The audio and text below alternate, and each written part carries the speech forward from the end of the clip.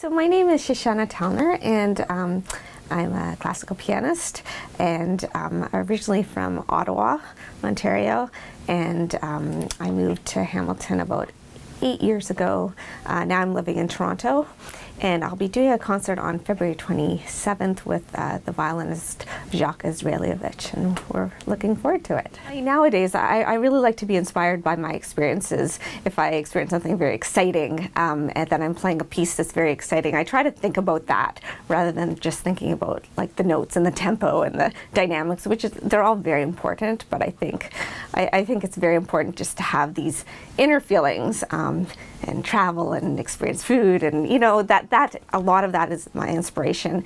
Also people that I know, my family, my friends, just every life in general. So I like to program both traditional and sort of non-traditional pieces. So I do a lot of contemporary music. Some of the pieces that are a little bit different, I would say, are let's say John Corigliano, the Etude Fantasy. He actually won an Oscar, I believe, for the red violin years ago, and he has fantastic music. And I like just finding composers that are American, different countries.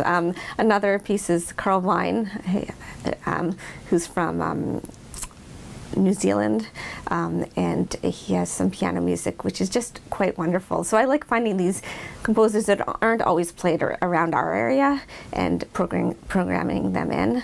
At the same time, I mean, I have a lot of favorite pieces. I of course like the Goldberg Variations of Bach and the Liszt Sonata of Franz Liszt Sonata, and a lot. I love Samuel Barber, American composer.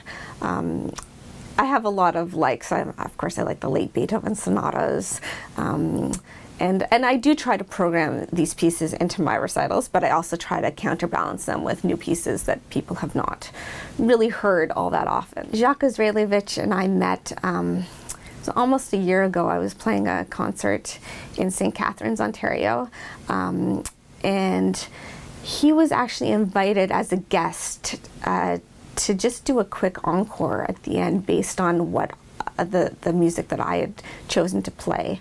He's a wonderful musician.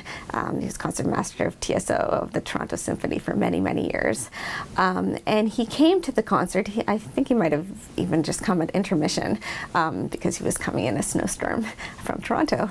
And we met in the green room, and we were just talking, and he knew I had the second half to play, and he said, do you mind, I have a couple of encores, would you mind playing them with me? So I played the second half of my concert, then we briefly discussed the order of what we were going to play. It wasn't difficult music, but it's very beautiful music that he had chosen, and we went out there, and we had only spoken for 5 or 7 minutes, and we played a few pieces together, and it really clicked, actually. I think that a live performance to me is a lot more sort of exciting than, of course, recordings are very, very important, and it's important to document, and I enjoy the recording process, etc. But there's something to a live concert that that just gives it a bit of an edge, that you're in the moment, you really feel what the person is feeling at the time, not something that's fully structured and planned. So of course things can happen in a live concert that you're not expecting, but that's part of the excitement, that's part of the overall experience.